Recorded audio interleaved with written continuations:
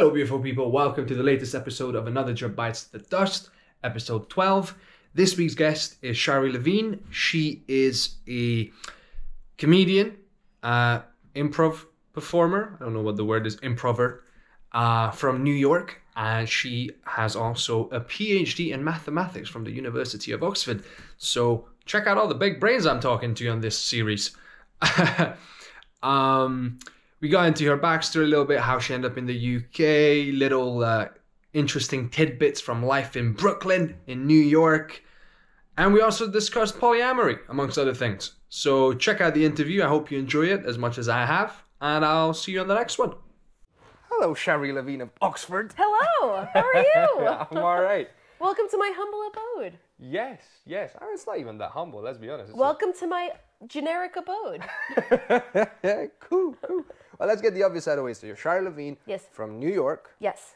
But you also got a PhD in mathematics from the University of Oxford. That's true. Which I just saw just now. So it's real. It is real. Yep. And it says University of Oxford. It does. I could have just paid, I could have written rubbish and then gone to a printer and asked them to print it like that, right? There's nothing stopping me to have done that. Yeah, but it just feels like a very intricate, elaborate plan. That's true. So you're either a university, you got, Oxford PhD. That's true. Mathematics. Yes. Or you're just an elaborate scammer. One of the two. I don't. I don't know. You're gonna have to either trust me or not. Yeah, that might be we're gonna have to test your improv skills now just to see how far you can go. Let's go. Let's go. Yes, and. Yes, and. Yes, I do have a PhD in mathematics. Yeah. Yes, it is from Oxford. Yes, it is. Yeah, actually, so that's why I came over to the UK. I was a visiting student at Oxford. Right. So I was doing my year abroad, and I applied for my PhD while I was there, and I got in. And obviously I finished since then, right? It's not gone on for 15 years, but. So where did you study before it? I'm just City University of New York. University of New York. On to. Nice. Yeah, just didn't leave. Check out the big brains on Shari. Let's go. Thank you. Not just a pretty face, So. Right. And which part of New York? Brooklyn. Okay. South Brooklyn. So specific. It's called Sheepshead Bay, but it's basically the neighborhood next to Coney Island. Right. Okay. See, the thing is, I think many people, myself included, have a vague understanding of New York and Brooklyn because we just see it in all the movies. Yeah. I mean, it's pretty accurate. Yeah, so from all the Spider-Man and whatever, we're like, yeah, I know where Brooklyn is, yeah. I would say the only inaccuracy is, if you ever watch Friends, right? They've got a massive apartment, and they're not making that much money. Yes. That's not an accurate representation. Well, was it accurate in the 90s? No. Not even then. No. Okay, so this was movie magic through and through. Yeah, a 2-bed in the 90s would be $1,500. It's much more than that now, but that I can guarantee you what they were making for that flat was not accurate. Fair enough. I mean, yeah, wow. You just spoiled Friends for her. Sorry. It was all a dream. It's all a dream. Listen, some people believe it's a fiction, some people don't. I'm not going to judge you. Okay, well, that now literally answered one of my questions without asking it, which is, how did you end up in the UK? So you just came for your PhD? No, I came as a visiting student. As a visiting student? During my undergrad, and then I applied for my PhD. And then I just didn't leave. And then, just loved the weather, or what happened? I love the UK. I really do. It sounds really cringe to say that. Is it? I don't know. Having a positive emotion towards the UK is I cringe? don't know. I just, it's not like I don't see its flaws. I definitely, it's like being in love. You fall in love with somebody, and that doesn't mean you think they're perfect or that they're the best human being, or maybe, well, hopefully you do, You're allowed to love the UK. It's fine. You don't have to. I love living here. So. Nice. Well, that's good. And there's, there's a growing number of people that I meet that are immigrants that are like, yeah, I do like it here. I'm still here, right? It is very difficult under the current visa scheme to stay if you're not passionate about staying here, right? They don't make it easy. Yeah, no. Oh, you're still in the old visa? No, I'm now a dual citizen. Yeah, I got my passport a couple of weeks back. Congratulations. A week ago. Well, you're a dual citizen. Yes, I'm technically a triple citizen. Oh, wow. Can I ask what your third citizenship Yeah, is? so Hungary, Romania. Well, Romania, Hungary, and then UK. Oh, wow. So, like, when you go to the airport, you, like, fold it out like a stack of cards. You're like, pick one. Pick a passport, any passport. No, I normally look up which one's the most beneficial to use in that airport. Yeah. So whenever I go to Europe, I get my European passport out Yes. and just walk straight through the aisle. Yes. The states The require gates. that if you're a citizen of the U.S., you have to use your U.S. passport to get in. Interesting. I mean, it makes sense. Yeah. It So I have to just- take both passports with me when I travel. So on the way back, you're like, ha ha ha. Exactly. Exactly. Bye, losers. Yeah. No, I got dual citizenship. Now, did you have to take the life in the UK test? Yes. What a ridiculous test. It was pretty. I learned some stuff. That was kind of cool. I learned a bit of history, bit of this, Yeah. bit of just some random names I immediately forgot once I was done with the taste. Exactly. Test, like there was some architect guy Yes. who's vaguely named after a country. I can't remember. Yeah. But I did have to know his name as well. Yeah. Yeah. When did you do your test? Ooh, when did I do it? 2000 and... Gosh, when did I do it? Hold on. I got my citizenship March of 2019. Okay. Which means I did my life in the Test UK about test. 10 months before it, just around. Maybe 6 months before. Yeah, like probably, I think I took it in 2018. maybe. Yeah, end of 18. Yeah. Okay, cool. I did it last year. Wow, so it's new for you. Yeah, it is. I just got my passport. Congratulations. It's nice. It's nice. Yeah, no, it was, and my favorite thing was the English test because I went in and there was this lovely lady with a Greek accent testing Yeah. if I can like tell a story about how my day was and what I did over the weekend. I was like, yeah, sure, buckle up. Was that the test? Yeah. That's an easy test. Yeah. Did you? Oh, you. I didn't have to do it. No, because you had your PhD from Oxford. Yeah, so what the criteria for, as you know, for citizenship is either a degree from a majority English-speaking country Yeah. or the test, right? Yeah. So, it just like they didn't accept my acting degree. Huh. It wasn't a university degree, to be fair. It Sure. was like a 1-year course, but still, I was like, you reckon I can act in the UK without speaking English? Like, Yeah, Use your head. yeah. Well, Bela Lugosi did, didn't he? Yeah, technically he did. Yeah, you can say that. But he didn't. I don't know if he ever did a course or anything. Sure. Anyway, so And you that, took and that the was test. back in the 30s. That's true. When everybody got in. Yes. So you told them about your day and they passed you. And they told me about. I told them about my day, and there was a couple of listening things as well. Somebody else told me about their day, and I had to answer some questions about how their day Wow. went. Yeah, So excitement. comprehension as well. Yeah. Fair So enough. listening and speaking, pretty much. It was like a B1 level Fair. test. Fair. Done. Great. But yeah, so let's go. Okay, so we kind of know why you're here and how you ended up here, and then in love with the country and pursuing comedy and improv. I should Yes. probably mention it in the beginning. Then Yes. What is your relationship with the arts? So improv, comedy. I'm guessing I'm writing. I write. I do. Yeah. I write science fiction. I have a few things published. I never got paid for it. It's all just What do you have like, published? some short stories, Okay. some articles.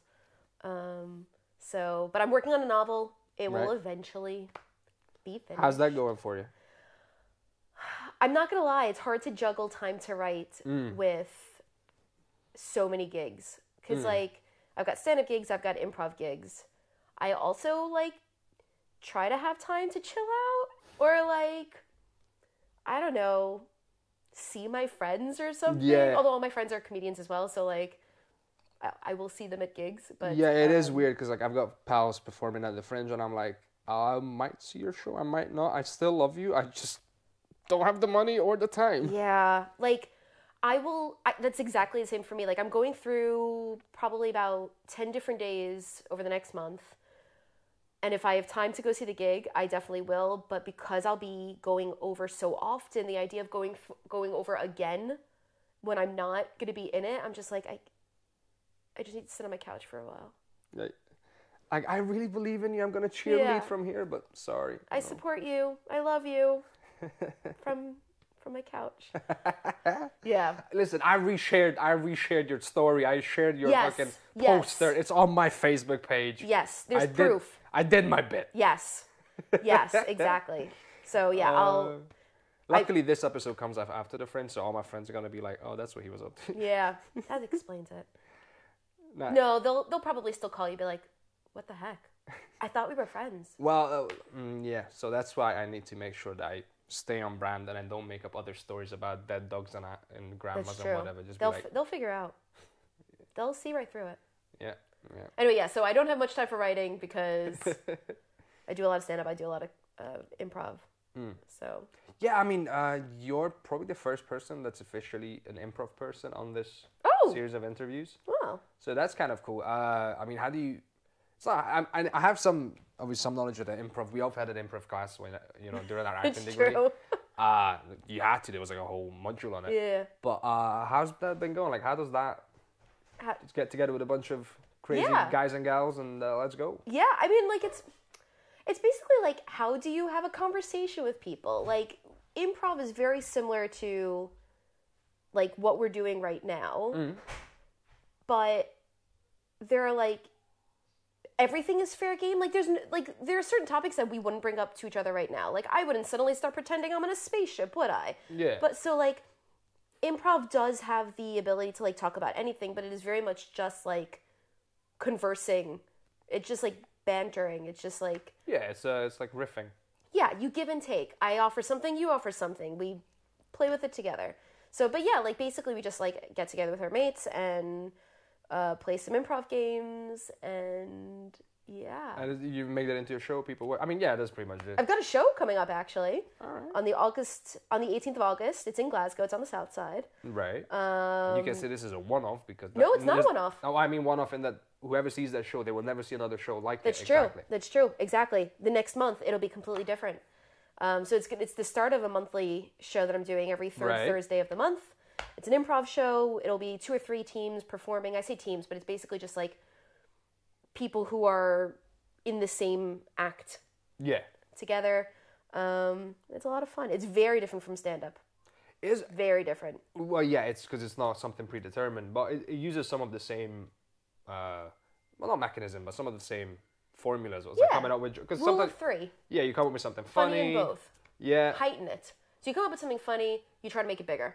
Same as stand-up, same in improv. Or the third thing usually is the funniest, so that's called the rule of 3. Yeah, you're technically writing a thing in front of people. Yeah. With other people. Yeah. That's what you're doing. Exactly. Or like in stand-up, well, in improv we call it mapping, where you treat one thing like it's another, but it's the same thing as in stand-up, where you can, like, one of the things you could possibly do to write your stand-up set is treat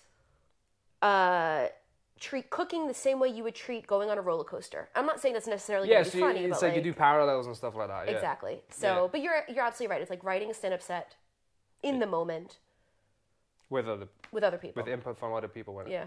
Yeah, I mean that it's I don't think a lot of people realize the amount of skill that goes into it, and it is a wild and crazy sort of thing to experience, but it's also fun. very much live and raw, and the best ones are like very authentic in the moment. Yeah, I find it more exhilarating than stand-up. Really? Because in stand-up, I know roughly what I'm gonna say. Yeah. Right. Obviously, you can't prepare for hecklers or some people laugh at parts that I wasn't expecting because that's a classic, right? Yeah. So like, how do you deal with that? But I know roughly how my stand-up set is going to go. I don't know how the improv set's gonna go. Yeah, you have to be very much okay with not knowing. Yeah. And going into the unknown, and you will definitely fuck it up because you don't know where you're going with it, and then you're gonna recover, and then you're gonna come with something else, and it's just. And with greater skill, there will be fewer fuck ups. Yeah, but there's always gonna be some fuck ups. Of course. That's all that is. Yeah. It's just you're gonna get better at recovering. Yeah, I mean the reason I went into improv. It's never 100% though. Absolutely, but like the same as, it's like when you have a conversation with somebody. Sometimes you might bring up something really stupid. And they're like, "What?" Yeah. And it's kind of like that with improv, but then in improv you can pretend that you meant to do that. Yeah, because I once you realize, you said something stupid, and you're like, but this could be funny. Yeah. Let's go. Exactly. I'm doubling down. Exactly. You double down and instantly everybody's on your side. So.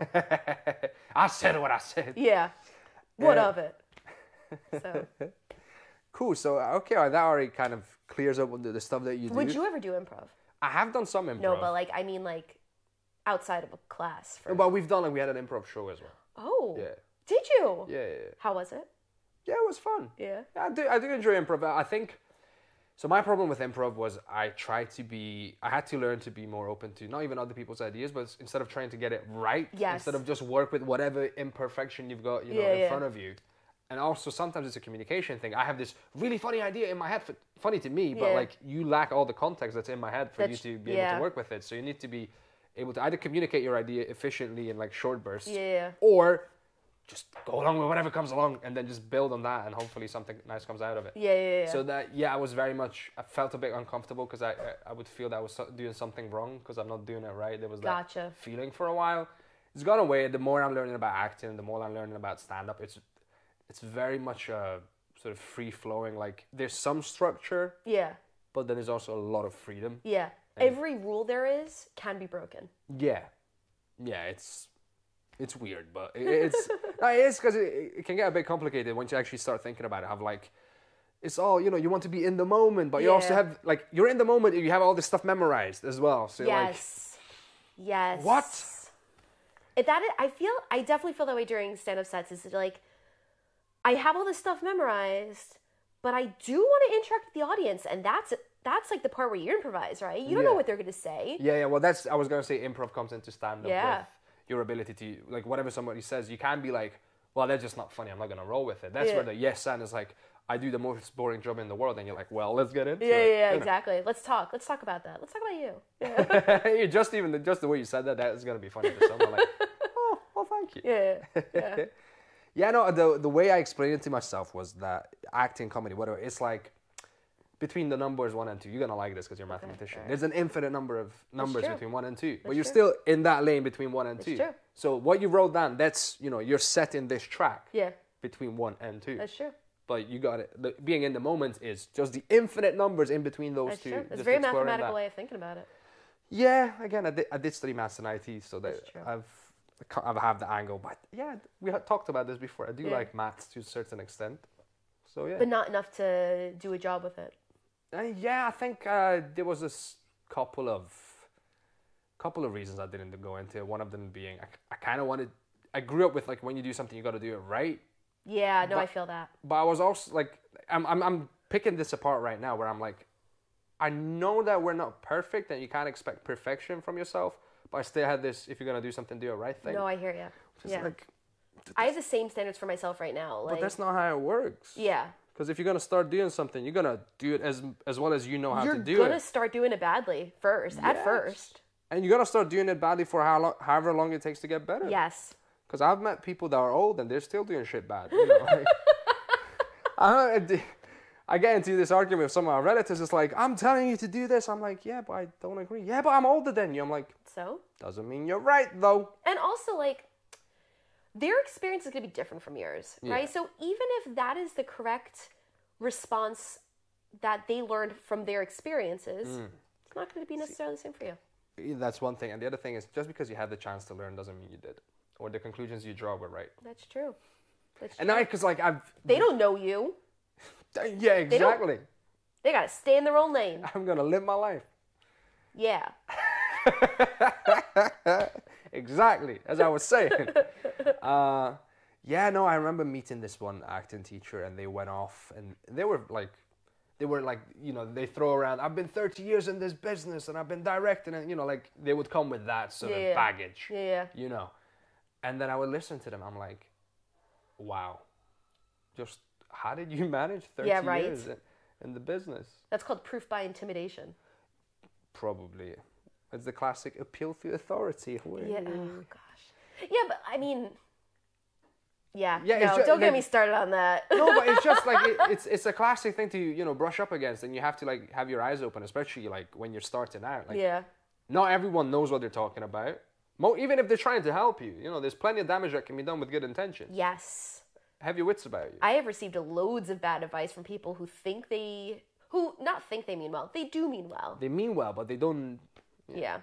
So take all advice with a grain of salt. Absolutely, but it is mind-blowing to see someone so confidently and with years and decades of experience say something so wrong. Yeah. And you're like, okay, thank you. Yeah, noted. I will note that. Yes, I will not to ask you for advice again. Yeah. So when was the last time you did acting school? So I did my sort of long-term acting class was back in 2017, but I've done sort of courses since then. Yeah. I've done stuff like that left and right. Fair enough. But I'm not self-taught by any stretch of the imagination, but I've been actively sort of involved in my own tuition. So I would read a book and do an exercise and try things out. And, I was kind of lucky. I went into acting school with that mindset of like, let me just experiment and see what works for me. Yeah, absolutely. I mean, like, there are loads of different techniques for education, right? Yeah. Some people prefer learning by doing. Some people prefer learning by being instructed. Yeah. I don't think there's a wrong way of doing it. No, I mean, whatever works for you, but there's certain things you're going to still have to do. Yeah, you got to put in the time. And I would say, at least for me, the most valuable thing so when I started doing stand-up, I did take a course, right? That's how I got into it. And that was really valuable because it just sort of gave me the confidence to be like, just do it. You do stand-up by doing it. Yeah, no, so I'm going to be completely honest with you. So back when I started dabbling in stand-up back in 2014, I had a little bit of an arrogance of like, I'm not going to study a course. I don't need this. No, it's not I don't need this. I was like, I'm just going to learn it the proper way of like trial and error. Why do I need to learn a course? But then technically, if you think about any other, field, it's like, there's nothing wrong with learning from other people. That's true.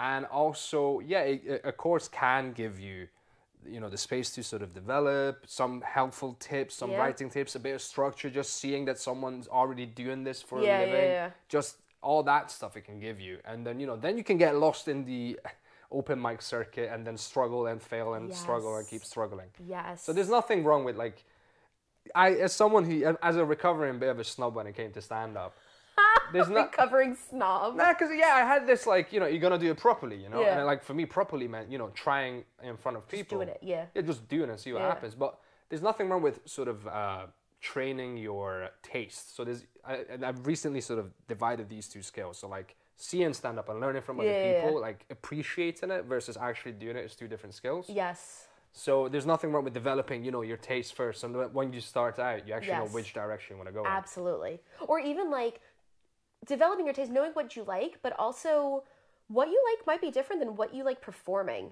right? Like, I love watching pun-based stand-up. I do not want to do pun-based stand-up. Really? Do not want to do it. Go on. Why not? Well, I'm not going to ask you, why do you like puns? Because I do like an occasional pun. They're funny. They're silly, aye. They're silly. But don't want to do it because... I prefer telling stories. And that's fair play. I feel like I'm a storyteller. I feel like actually, I mean, stand-up and improv and, they're all mediums. I think I just like telling people stories. Yeah, I mean, fair play. That's what kind of I do. Funny stories. Yeah.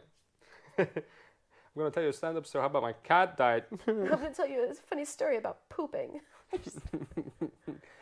She does. Right, well, and I think I've talked enough for this podcast. Okay. I'm going to bring it back to you. This is all about... Okay. No. Noted. I know, I'm going to bring it back to you. So let's talk about, growing up in Brooklyn, in New York. I want to hear about that. We see it in the movies. I want to hear the first-hand report. I went to the 7th largest high school in America. Right. 7th largest in America. There were 4,000 students for a building that was built to house 1,000 students. How many students do you have in a classroom? Oh, God. Many students. Like your year, like I don't know how classes work. Is it by teacher? You go to different teachers' classrooms, or do you have your own class and your whole class? We go to different teachers' classrooms. But you do have your classmates that you like hang out with in the year, right? I mean, because I went to such a large school, I wouldn't say it was the typical experience because... Go on. We like a bit of atypical here. Let's go. Everybody was at a different level, right? So like I was part of a program in middle school where I got to take a load of exams earlier than I normally would have.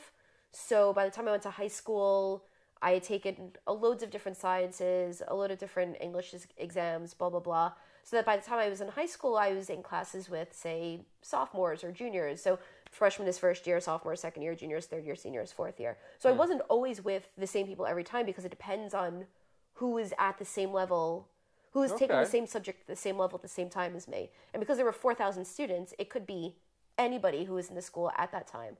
So all right, okay, so very interesting. I did have friends, right? Thankfully.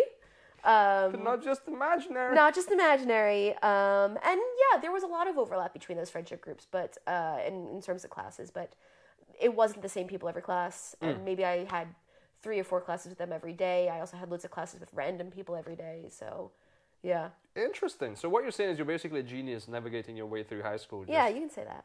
You can say that. I mean, you say that actually. I did go to Oxford for my PhD, but I came, I think something Did like... you? Oh my God, I completely forgot about that. I came something like, I was 86th in my year. So there were 85 people who were doing better than me. In the high school or the whole country? Just the year. So there were 1,000 people in my year in that school, and I was 86. Okay, well, it's top 10%. I think it's better than top 10%, actually. Wait, if it's out of 1,000? 86 out of 1,000. Yeah, well, 10% would be 100.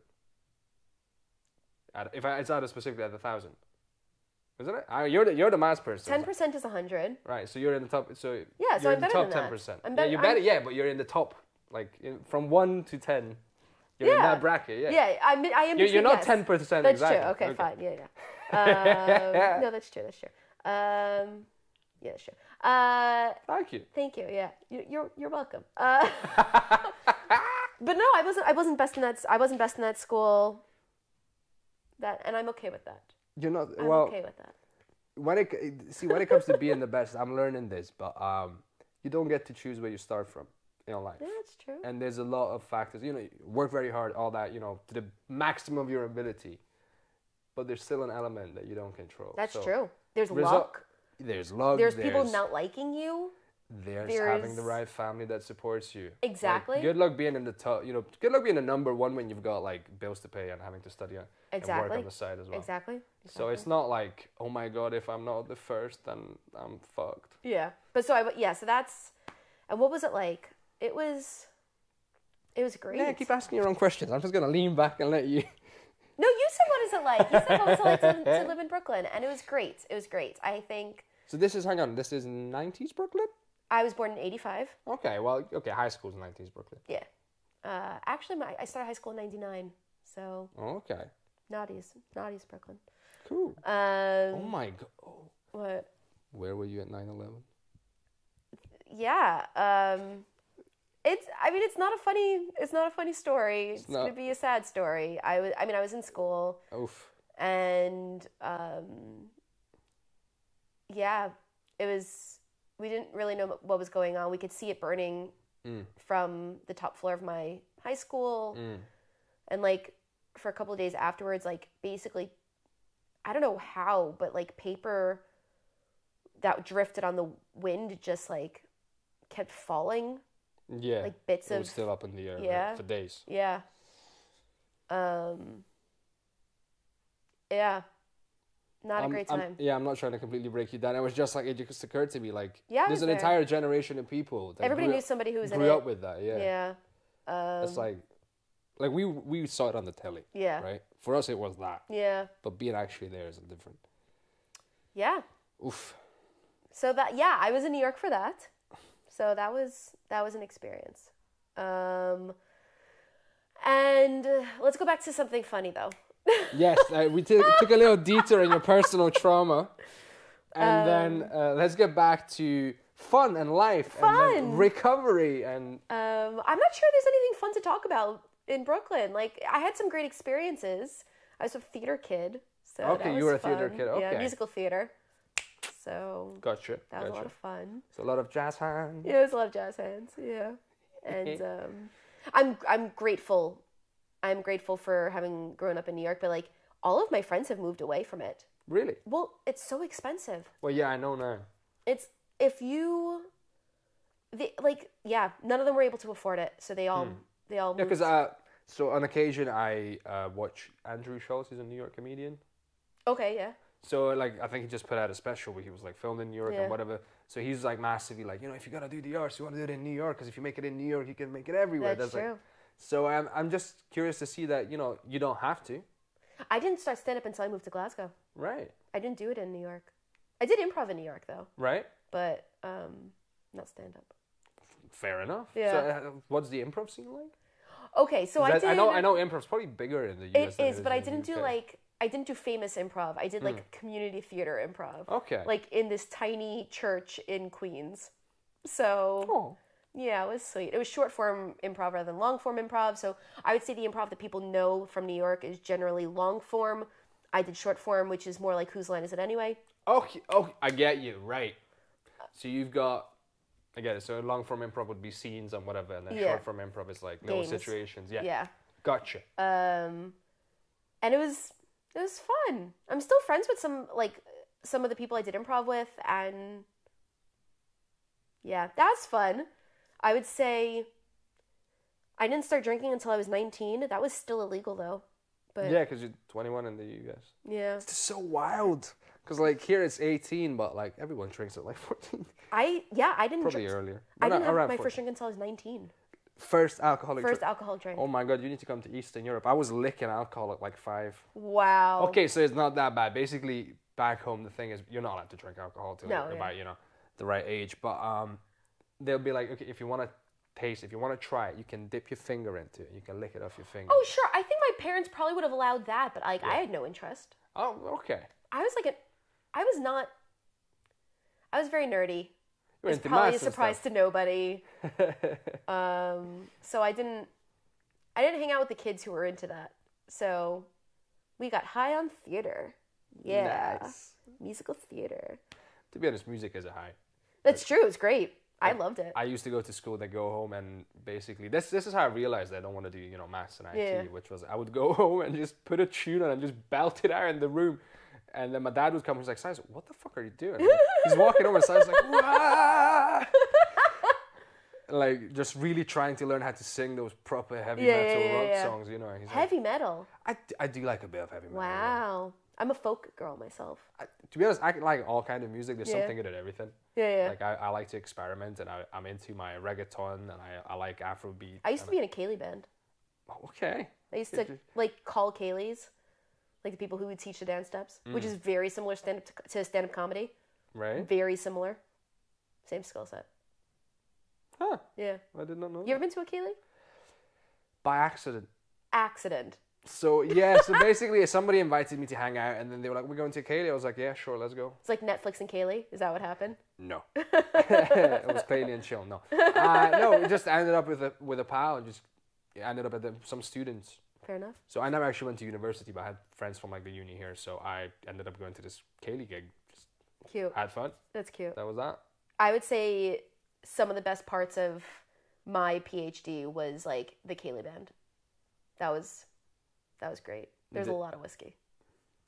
And at that stage, you were like, let's bring it on. Well, I was already 23 or 24 at this point, so totally fine. And in the UK, it's completely legal. That's true. Wait.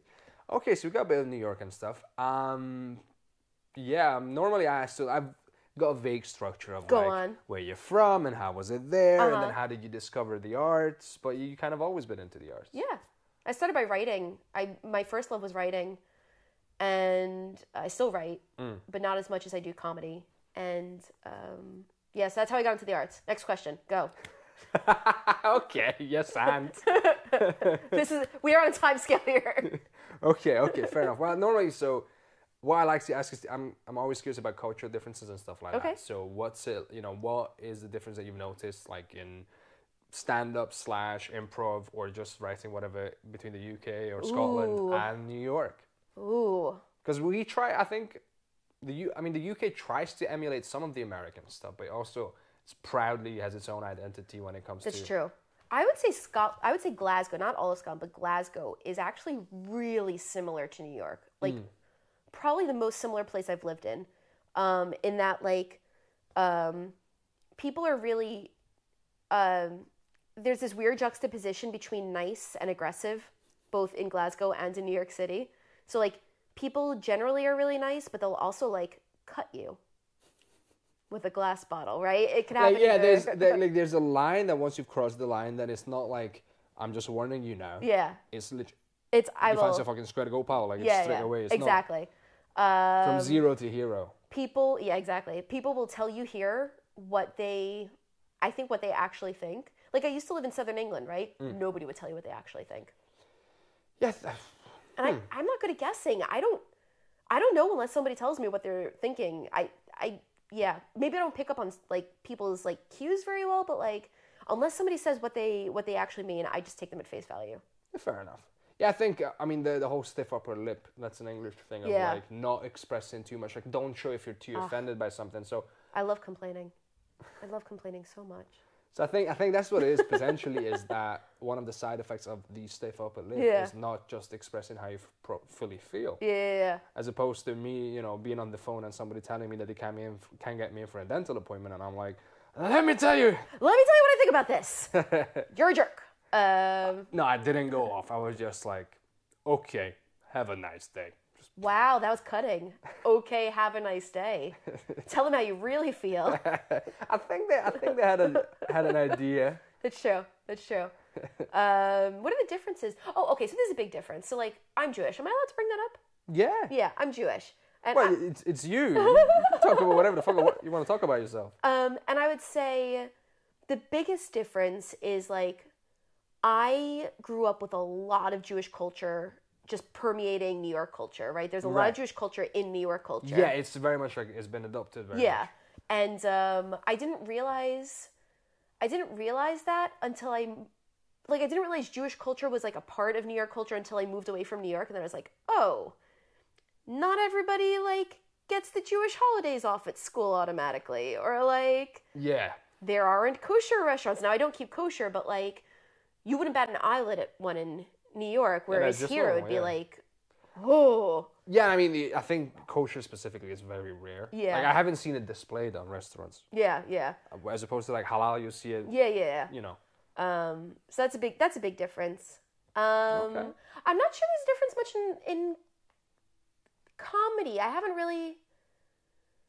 really come up against that yet. I think maybe the biggest difference is like, because I'm American, I come across as like very enthusiastic, whereas I don't feel very enthusiastic all the time, but people automatically assume I am. So like I'm engaged, but that's just how I've been trained.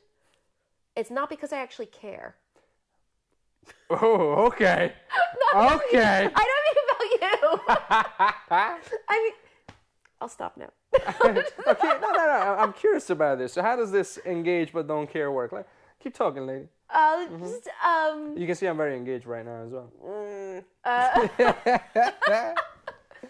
Yeah, I think people assume, not that I don't care, but people assume because I'm American that I'm very enthusiastic about everything. Okay. I mean, I think, so the most commonly associated trait with Americans abroad is that they'll be loud. Oh yeah, I'm loud. Right? But so are Glaswegians. Glaswegians are not quiet either. But I think abroad, like not anywhere you go, but fairly regularly you see like, oh, they're American. Yeah. I think it's because America does sort of, not ingrain, but like a sense of, self-worth, and you got to take pride. Entitlement?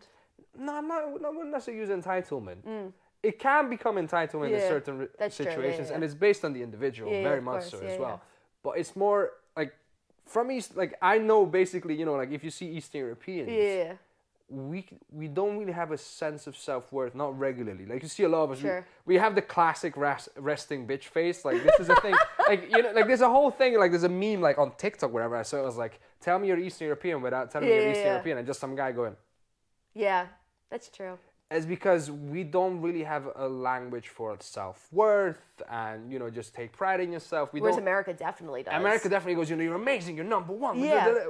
Whereas you're the best at something. We kind of go, hey, calm down, yeah? Yeah. Don't get carried away. It's very much, be humble. I feel like the ideal is in between those two. Yes, and this is where my personal theory comes in. Yeah. Where I'm like, you can be, I'm actively trying to separate my self-worth from my other traits. Yeah. So I'm actively treating self-worth as a thing of its own. Yeah. Where I'm like, I'm not perfect. Yeah. Sometimes I say smart shit, sometimes I say dumb yes. shit. Like that varies. And, you're never a finished product. There's always more to learn and more to do.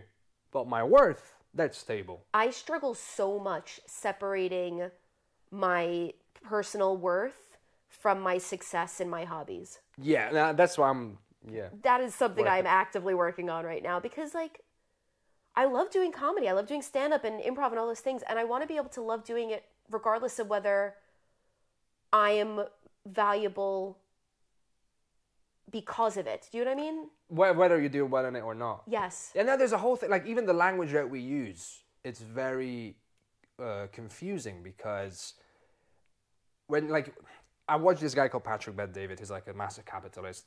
He's originally from Iran, but he lives in the US, sure. things like that. But he goes about, you need to increase your value in the marketplace. He'll say shit like this because, he's like a businessman. But I'm like, yeah, but what do you mean by value? Yeah. Or a lot of times they'll say, confidence comes from being good at something. I'm like, well, you conflate in two things. Confidence is being okay in your own skin. That's true. Being good at something is being good at something. I'm pretty confident at loads of things that I'm shit at. But yeah, it's like, it's both being good at something is incredibly valuable. Yeah. It's useful. Yes. Again, see, I'm using that word again interchangeably. Yeah, but like, yeah. there's a difference between utility and value. And I think that's inner value and outer utility are different things. And until you have that in your head clear and you're like, okay. That's true. You gotta, and they literally play, this is where I get geeky. Yeah, go on. I've been doing this for a while. Let's do it. But no, it's just, the lot of self-sabotage comes from, there's the part of you that wants to have stable inner value, and there's the part of you that wants to do shit. Yeah. And then you sit down and, this is going to be really cool if I do this massive project. But then the part of you that just wants stable value right now is like, yes. Yeah, but what if we just do this because this is easier and I'm going to feel better about myself right now? Yeah. Let's just scroll Reddit. Let's just... Yeah. Yeah. Yeah, and then, you have that nice feeling, that warm and fuzzy feeling on the inside, and you just start doing this thing because you only allow yourself to feel good about yourself when you finish something. So finish reading this thing. Yes. You finish something. Well done you. Yeah. So it is, I'm very much, I have my own, not my own theory, but I'm very much into this like separation. Having a stable sense of where that's inner and independent of literally everything. Yeah. So that's why I believe that value is a separate substance. Oh, absolutely. I mean, like even an actual substance like water and even without that oxygen. Geeky shit, like, no offense, but like, just no. I'm gonna put this in the clip. And just me going da da da da. And you're like, so even without all that bullshit you just said right now. I know you spent a lot of time thinking about this, but just chill out. Okay, so the years of therapy. Let's put that to the side. Yeah. Yeah. Oh, that was gold. I want to be able to just relax about my comedy career without thinking, am I getting ahead? Yeah, I mean, again, and then the question becomes, why do you want to get ahead? Am I having fun? Yeah, right? Because, like... I mean, you can say, yeah, I want to make a living out of it. Okay, cool, do that, but... I don't think I do. Oh, well, in that case, you don't have to. I'm quite happy doing it as a hobby, and yeah, there's nothing wrong with that. I'm quite happy just following the fun. Yeah, that's the other thing I had to learn. Like, again, because I was like, if you do something, do it properly. Yeah, I was very much like, well, if you give up comedy, if you give up the arts, I was like, oh well, okay, fair enough. You can never do anything artsy ever again. It wasn't even. Well, maybe was it just an element of like, you gave up. Yes. Like there was an element of, maybe disdain is too strong of a word, but just a bit of like disappointment in you as a person. Yeah, like I failed somehow. Yeah, like, you gave up, fair enough. Yeah. I can't listen to your advice on this. But now I'm like, okay, hang on. People are allowed to enjoy something for it. You don't have to enjoy it 24/7. It's like a relationship, not every relationship has to be forever. No. Some of them could just be for funsies. Yeah. I compare most metaphors and similes to relationships. Everything can go back to a relationship. Give me another subject, I'm going to compare it. I'm not going to say food because that's an obvious one. Give me something harder. I don't know. Cars. I mean, that's the whole relationship again. Your relationship with your own car. That's true. You put money into it. You know all the sounds it makes when it's happy or when it's struggling. You spend a lot of time in it. Sometimes you get remorse when you go straight into it because you're thinking, oh, there's a big commitment. But you can always... Sometimes you feel like you're cheating in your car by driving another one. Right? You're like, oh, this feels nice. Feels good, but should I be doing this? I don't know. I feel guilty. Oh my God, this is my friend's car. Oh no. Better not tell my friend. I don't know how you would have gotten the keys without the friend knowing, but here we are. I'm sure you can find a way. Don't tell your friend about this. Oh my God. Any other improv tricks you want to try out in this interview? Okay, I'm gonna save it for like an opportune moment, and then I'm just gonna get in there. All right, just gonna like yeah. Tackle, you won't even know what's gonna happen. Just gonna okay, cool, fair play. No, I mean I'm just yeah, I'm curious about, finding this, because normally I kind of covered in basic topics, how come you ended up in the UK, how you find in the local scene, how you get into the acting, the arts, whatever. Yeah. That's kind of covered. So let's talk about something else now, which is... What do you want to talk about? Well, we can talk about loads of stuff. I'm always curious about... I always bring it back to culture, bring it back to you. Culture. Yeah, but let's talk about work-life balance. Well, not even balance, harmony. Harmony. Say what you want about Jeff Bezos. I do agree with that thing. It's not about a balance, because it's not 50-50. Yeah. Not for everyone. Maybe for some people it has to be 50-50, but some people are happier spending more time with the family and less time at work. Some people are happier spending more time at work than with the family. My parents are in the States, right? I call them every day though, or most days. So I don't have much family. I do spend time with my partner. I'm polyamorous. I talk about it on my stand-up set. Yeah. So there's always room for more family. But currently I would say I'm like poly-single, and I've only got one partner right now. Just regular. Only one partner. So you're okay. So you're just a regular couple right now. You say it's a regular couple. Like, he's got a girlfriend as well. So like. Okay. Well, you're in a regular couple. He's poly at the moment. So I would say, even though I'm bi and poly, I'm only with right now a man and with one person. So I'm like more theoretically bi and poly. I get you. I'm open to it, but and I've gone on a lot of bad poly dates. This is a completely wild concept to me. And again, I come from Eastern Europe. Ask me some questions. No, I come from Eastern Europe, so poly is like... I guarantee you poly is a thing in Eastern Europe as well. Guarantee it. Probably less popular. Not officially. Probably exists, but not officially. Sure. Like, you can't be poly in Eastern Europe, you're probably in a cult. Oh, right. Right, that's... Most people think improv is a cult, so... There you go. No, it's because it's a very, strict, either Greek Orthodox or Catholic background. So, it's not something they're like, you can have many partners. Yeah. Even though we were raised in the Bible where it was like one dude and then 50 wives, let's go. Yeah. So that was like normal. Yeah, normal. God did not have a problem with that. Do you want to ask questions about polyamory? I'm curious about the bad poly days. I feel like that would be hilarious. Oh gosh. Okay.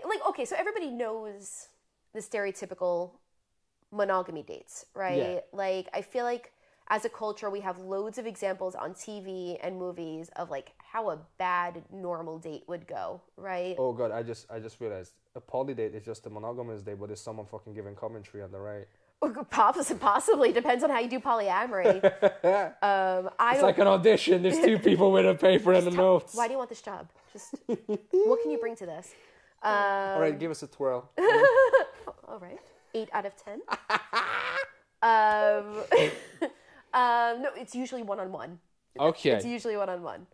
But like they don't train you in monogamy school for like the bad poly dates. No, I don't. Yeah, no. So like, so that's a different course. Okay, so I've had a date where, so I'm on my dating profile, I'm quite visibly polyamorous. I make sure it is so it says it and there's a photo. There's no photo, but like it says like it is clear that I'm polyamorous because I don't want people being like, "Oh my god, you tricked me." Can you do that again, Justin? Yeah, so I'm quite open about it, and I've matched with people who are like, oh yeah, no, I'm poly. No, my partner doesn't know. And it's like, no, then you're not poly, you're cheating. That's obviously cheating. Correct, yeah. But they think they're poly because like they're open to having more than one partner, but unless all partners are on board and consenting and knowledgeable of it, that's not polyamory. That's deception. See, that's the thing. I think social is a stigma about polyamory, but then the number of people that take the ring off and head out, right? Men or women, it's not cheating. This is not cheating. Everybody knows. Everybody consents. But it's very different. I'm saying, but the number of people that are comfortable with that, it's like, listen, you do what you got to do sometimes, right? And just head out into the club. Exactly. Like cheating is okay, but poly is just. What is wrong with you? Yeah, exactly. You just can't commit. So I've had that. I've had girls who are exploring the bisexuality, and that's great. I'm really supportive of that. So I'm sometimes the first date that you've gone on with a girl, which is fine. But do you reckon that some people, like some girls, they're like just starting out like, well, she's polyamorous, so if it doesn't work out, I'm not gonna completely break her heart. I mean, maybe, but I mean, that's not. I've had my heart broken in polyamory as well. Like it's like, this is gonna be really dark, right? But like, if you've got 2 kids and one kid dies, just having another kid does not mean your heart isn't broken. Your second kid is still dead. Yeah. And it's kind of... It's like, I have several friends. If one of the friendships, breaks off. Exactly. It's not like, oh, you've got other friends, so you're less sad. Like, no, you're still sad. You're still lost something that you were looking forward to. Yeah, so maybe they're saying that, but that's not true, right? My heart's still going to get broken. If my heart gets broken by 1, 2, 3, or 4 people, it's still heartbreak. Yeah. But I had one girl who could not stop talking about the sex that she's had with men. The entire date was just her sex life with men. And after about an hour, I was like, so I know a lot about you and your sex life, but can you tell me my sex life? Like, no, tell me about your, like, I don't know, tell me about your job, tell me about your friends. And then she did it for 5 minutes, and then it somehow went back to her sex life. I was like, this isn't... This is the same way you can bring stuff back to relationships. She just went straight for the sex life. It's like everything's about the sex life. Yeah, quite specifically. Oh, in detail. Oh. Like, I don't want to hear about her vibrator collection or like her ex-boyfriend. This is first date, yeah? This is first date. I think she needed a therapy session. I think so, actually. Yeah. Yeah. She just needed a pal. And the entire ride back, she told me this 20 minutes, because I drove her back to her place, not for like a sexy time. It was just like, I'm doing a nice thing for her. She told me a 20-minute story in detail about one specific time that she had sex. With a guy. With a guy. Okay. What am I supposed to do? Yeah, I don't even know where to handle that. Even know. I think you were nice because you drove them home. Yeah, thank you. Like, I don't drive. Yeah. Yet. Yeah. But 2, if that's what you're doing during the day, I'm out. Yeah. Like, I've tapped out. Can't. Get the bill. There was no second date. Yeah. Oh, man. There was one person who I went on a date with. This could have happened in on a monogamous date, not just a poly date, who like kept making edgy jokes because they were like, "Oh, you're a stand-up comedian, you'll like edgy jokes," but they weren't edgy. Like, they were edgy, they just weren't funny. Oh, yeah, that's the classic open mic stand-up circuit where someone thinks saying something that's wrong or rude is automatically funny. It's not. No, it has to be funny. Sometimes it's funny and rude. Sure. But I tell a lot of poop jokes. I talk about my vagina a lot. Just saying fucked up shit does not automatically mean it's funny. Correct. So I've done that. Oh, yeah. Just loads of bad dates. It's loads of bad dates plus extra bad poly dates. Okay. So. Okay. Interesting. I'm curious about this because this is the one thing that you'll immediately, if you, the moment I'm going to put this clip out, there's going to be a comment about polys. What about the kids? What about the kids? Like, I don't know. People always have this idea of like, well, how are they going to raise, if they are going to have children, how are they going to raise them? Oh my God, those post-children. Like, do you stop having friends when you have kids? No. So why would you stop having a boyfriend? Yeah. And it's not, I mean, you know who your parents are as a child. Yeah. It's not like you're going to be... Yeah, if you were allowed, not allowed. This is me. I want to hear someone who's living this life good. Actually, this is how I see it, and these are my answers to these doubts. When you have a kid, it takes a lot of time. Your focus goes on the kid, right? Obviously, but you don't just stop having friends. Yeah. You still see those friends. It might be a little bit more difficult to schedule. You still have family. You still see your family. It just might be a little bit more difficult to schedule. Right. Makes sense. Yeah. I mean, once you put it that way, it doesn't seem that... No, I would say polyamory is actually... Like, the first few months after, like, partner and I went poly, I was like, oh my God, this is exciting, this is new, but actually it's quite boring after a while. It's just like, oh, are you going to be in tonight? No, okay, I'll have dinner on my own. No big deal. But then you do that if they have, like, a hobby, right? How many times has my partner been in the house while I went to a stand-up set and they've had to have, like, dinner on their own because I was out doing stand-up? It's the same exact thing. Okay. Interesting. Again, I come from a very different background, so I'm like eye-opening and I'm gonna turn you poly by the end of this. You never know. You never know. Never say never, right? Okay. There's a couple of things I also like to add. Some like these are normally like towards the end questions, but they don't have to be at the end. necessary. So one of the things I like to ask is, what's the weirdest job you've had as an artist trying to pay the bills? Or one or several that stand out? Weirdest job? Gosh, I genuinely don't even know if I've had any weird jobs. But any job where you're like, I'm not sure how I feel about this. It can be in a good way, it can be in a bad way, it can be anything or everything. Oh, okay. I once worked, I don't mind telling the name of the company. Are we going to get sued? I think they've gone out of business. Let's avoid it in case there's a libel thing. I used to work at a bookstore. Right. That I'm fairly certain no longer exists. All right. And I was like 16 years old, and oh, wow. It was just for like summer gigs. Yeah, exactly. And we were redesigning, reshuffling the layout of the books, and so we had to open boxes with box cutters and things like that. And I tried to put the box cutter away, and it went straight through the sheath and through my finger. And this isn't a weird story. This is a gross story. And this is the only one that comes to mind. I obviously started bleeding all over the place because it was a quite deep box cutter. And I go to my manager. I'm like, they didn't have a first aid kit on hand, so they had to run down the block to the local pharmacy, pick up a first aid kit while I'm bleeding all over the store, come back up, bandage my finger, and then they're like, get back to work. And I'm like, okay. They don't do an accident report. I go home, I show my mother, you could see the fat in my finger within the cut because it's quite deep and quite exposed. My mother took me to the hospital. I got stitches, and she was livid because I'm a minor at this point, right? 16 is a minor in the States, so she goes to the book company. It's a minor here as well. Oh, is it? You're not an adult till you're 18. Fair enough. She goes to the book company. She's like, do you have an accident report? You've scheduled her to open the store the next morning, all these things. And they were like, oh, sorry. And I think they were so concerned about my mother suing them that they were just like, you know what? It's fine. Just don't worry about it. We'll pay her and just leave. And then they paid me and I left and I quit on the spot. And like, they didn't care about it. But like, that was probably the weirdest, dodgiest. Oh, they didn't like schedule us for breaks. They like made us clock out and then clock back in. But it wasn't like a scheduled break because if they scheduled us to work for a certain number of time, they had to pay us for certain things. So they'd rather just like be like, shift one ends then shift two ends. So you have to. I mean, I got split shifts in restaurants. Yeah. Right, and you don't get paid for those breaks, but they're normally longer. So basically, if you get an hour break, that's not paid. Okay, this was like a 10-minute break. Yeah. So that they could split the shift. Well, that's fucked. Yeah. So the 20-minute break here is a paid break. Yeah. So. Wow. It's a dodgy place, but I got a really nice discount on books. And I like reading. So that was nice.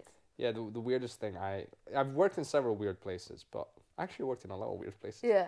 But like one of them that stands out to me, it's a buffet local. It's shut down now this is public knowledge. Sure. It was in the papers. The guys are now allowed to run a business for a combined 17 years for tax evasion or some sort of tax irregularity. Oh my gosh. Yeah, so I remember working in that place, and we all, like, in 10 months, I went from being one of the young, like, new employees to one of the core 4 members, because everybody else quit. Yeah. So it was all newbies in 10 months. Yeah. 4 of us left. And I just remember one time, we're sitting in the back in the hallway having food, and the manager asked the bartender to bring him a glass of Coke. Yeah. I'm walking out from this dining area back to the floor on the hallway. The bartender's walking this way with a glass of Coke in his hand, looks at me, smiles, spits in the drink, stirs it up, and then proceeds to hand it to the manager. The manager did not see it because he had his back turned. Gross. Yeah, and I was like, gross. Kind of deserved it. Yeah, but gross. But in, this was back into like 2014, but now with like Corona and everything, Yeah. with that behind us, I'm like, that wasn't very hygienic. No. Another story I could think of is like, I worked for a place, again, no names mentioned, that had a very rich clientele. Right. Very rich clientele. And I remember Is this New York? No, this was in England. Okay. This is English rich. Yeah. And I remember having a conversation with one of the clients, and they were telling me a story about how, like, they were really upset because they thought they were a millionaire, but then they recently found out instead they were a billionaire, and they felt really, like, betrayed that their family didn't tell them. What? They thought they were a millionaire? Turns out they were a billionaire. Huh. And they felt betrayed that their family didn't tell them. And I'm trying to, like, feign. I mean, you just won the lottery. You just won the lottery and you complaining? I'm trying to be like, oh, that must be really hard. But I'm like, what the fuck are you on about? What? Why are you...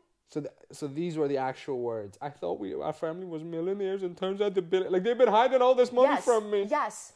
But they weren't upset because the money was being hidden. They were upset because... I don't really know what they were upset about.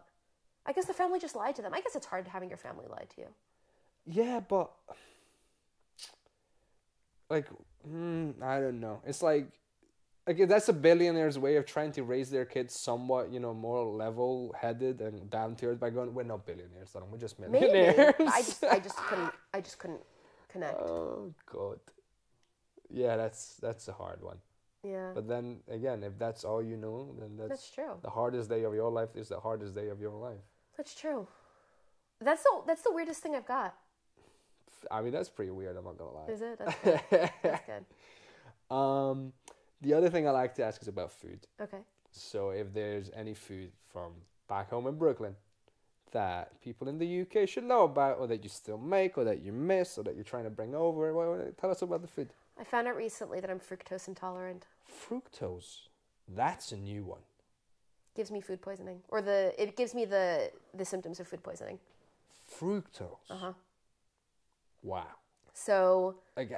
that's all fruit, more or less. Not berries. Not berries. Or citrus fruits. Because, is the sugar, is a very specific sugar that's mostly found in fruits. So the sugar in berries is a different sugar than fructose.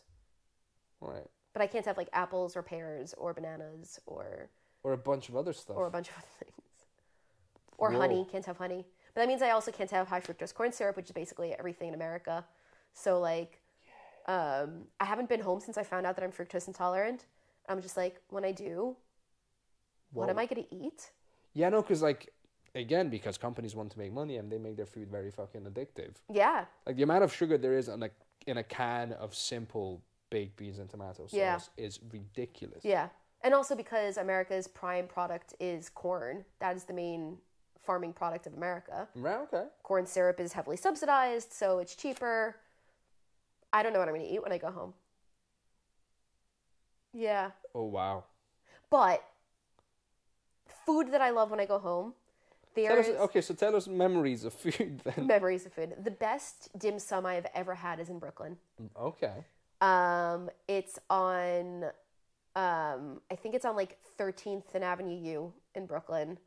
And it is, I don't know what the name is because the title is in either Cantonese or Mandarin. I don't know, but it's in one of them. Okay, fair enough. So it's like it's trying to be as an authentic place as it It's an authentic place. Well, that's what you normally want, because you got a couple of places here that you go in and there is a Chinese menu and there's an English menu. Yeah, and they're two very different things. Yeah, it's, exactly. Western, cuisine and Western palate versus. Am I allowed to say my favorite restaurant here?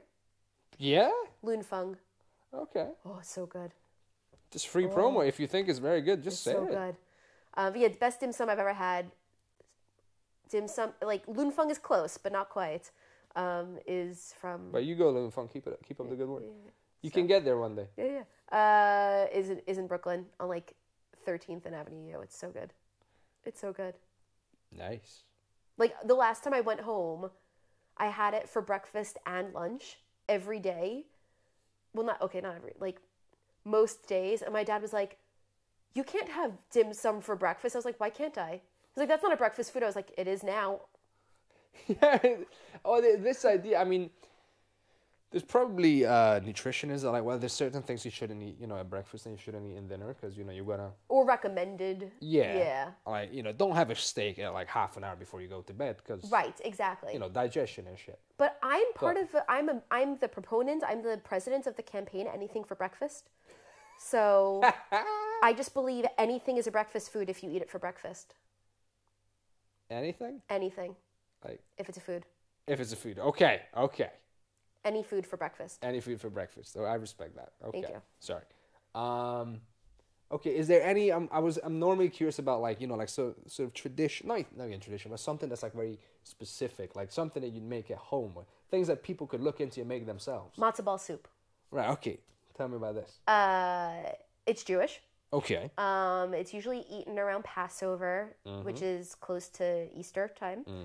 And it's And also should specify this is New York Jewish food, because like Hungarian Jewish food is probably fairly different. No, I think matzo ball soup is for all The Jews. diaspora. The Jews. Yeah. Okay. In general. Maybe, I don't know. Ashkenazi Jews, I would say. Okay. Do you know what that means? I think there's some of them.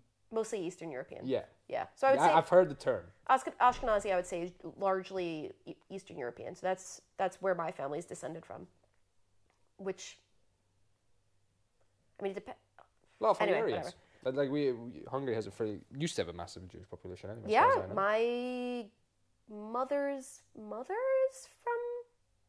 my mother's family's from Hungary, I think. I want to say. Anyway, yeah, matzo ball soup. It's ground up matzah meal. So like you take the matzah and you smush it down into like. What's matzah? It's like a cracker. Okay. So it's like a. Gotcha. Do you want me to bring out? I've got some matzah. That's okay. Do you want to try some matzah? No, you show it to me afterwards. All right. Teeth, yeah. Oh God, I'm so sorry. Yeah, so it's a cracker. You grind up the cracker, and then you put in 2 eggs, and you put in a little bit of oil, and you mix it up, and then you just boil it. Cool. It's really tasty. Nice. We have. Oh my God, that you just reminded me. So growing up, we had something called. The name for it was Jewish egg.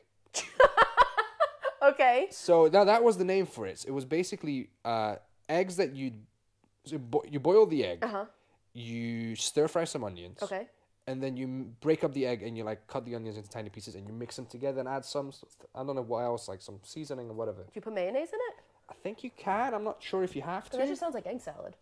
I don't know, but the name for it, like growing up, my Jewish mom was egg. like, I'm going to make you some Jewish egg today. Fair enough. And I don't know if that's like a thing from our region or... I don't know. Yeah? I mean, that just sounds tasty. It was great. Maybe I think it sounds tasty because I'm Jewish. I don't know. I mean, it's individual taste, but yeah, no, I just remember like having this vivid, it's evening time, I'm getting ready for like bed, whatever. My mom's like, okay, I'm gonna make you some Jewish egg for dinner. Right. Interesting. I don't know. I've never heard of it, but it sounds like a thing. I need to look it up. I need to find out what's the actual. I can't imagine what Google's gonna bring up for you. I hesitate to think. I might need to like type it in Hungarian and very specific search terms and not be like next thing I know I'm on a just Google some dodgy websites. Yes. I once tried to Google some things for my PhD when I was doing it, like compact lots. Compact is a maths term and a lots is a maths term and things like that. Yeah, but I think if you say compact separately, that's a very different. Compact lots and homeomorphic and things like that. And one time I gave up some like veterinary website about somebody's guinea pig had a UTI. Just it's like okay. At least the guinea pigs got in. I asked for it, so. Ask and you shall receive. Yeah, exactly. Google provides. Okay. What was I saying? Oh, matzo ball soup. Matzo ball soup. I think my favorite New York Jewish thing is just bagel and a shmia on top. Shmia is.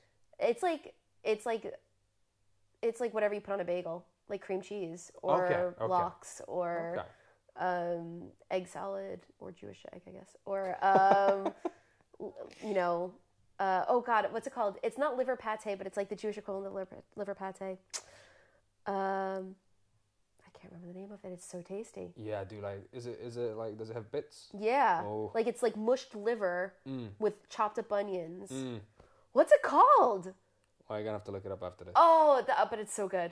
It's so good. Well, I think that pretty much covers my food portion of this episode. I can go on and on about food. I know. I'm trying to figure out if I asked all the relevant questions, but we know how you got here. We know about your experience. Yeah, did I ask what's your experience been in the arts here? No. Well, let's talk about it. Let's go. All right.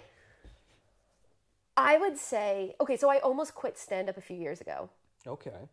Because I think I had a few bits of bad luck of like just meeting people who are largely not nice or supportive.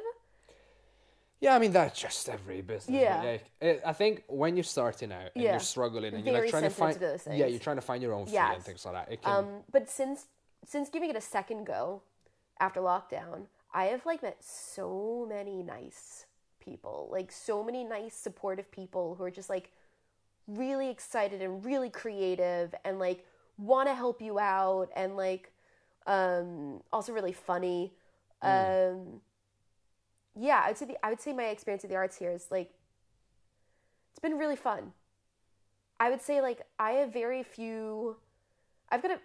very few friends who aren't in some sort comedy. Okay, comedy specifically. Yeah. Okay. I've got a few friends who I play D&D with, but you could claim that it's a type of improv. But like, I've got some D&D friends, and then I've got my comedy friends, and I don't really have any other. Do you know Frances Bird?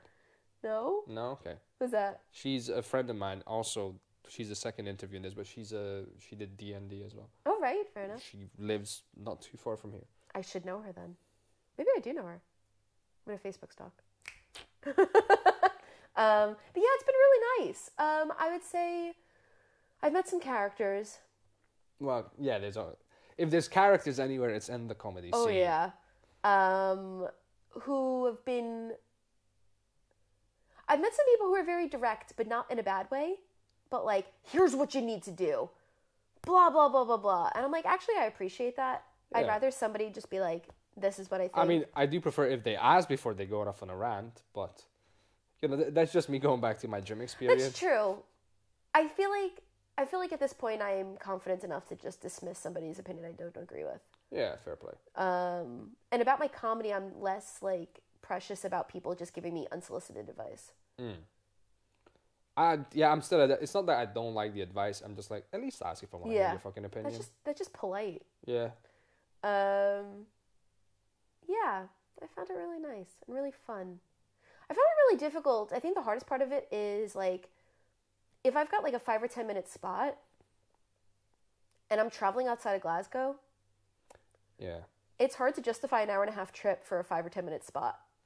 Yeah, depending on how far you have to go. Yeah, I think that's one of the problems in Scotland specifically, because it's obviously you got Glasgow spots, you got Edinburgh spots, and then you sort of go out further. You need to go to like Aberdeen, and then it's a fair bit of distance. Yeah. Especially, as you said, if you're doing a 5:10. Yeah. It's a fair bit of distance. Yeah. I think that's why you see a lot of gigs popping up around Glasgow and Edinburgh, and even in the region. Like I went to thing and right through, and there's some stuff in Ayr, and so sort of the central belt is kicking off. Yeah. Which is great, but I'm very hesitant to take gigs that are outside of that, because I'm just like, I'm tired.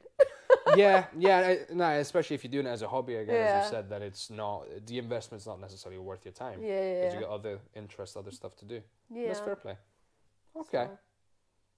Well, I think that is all my questions. Oh, good. And thank you very much. Thank you for having me. Boom. That was fun. The last episode I forgot to say goodbye. I just went, okay, I'm going to turn it off now. Okay, bye. do we do anything like to the camera? Or no, I'm just going to turn this bad boy off.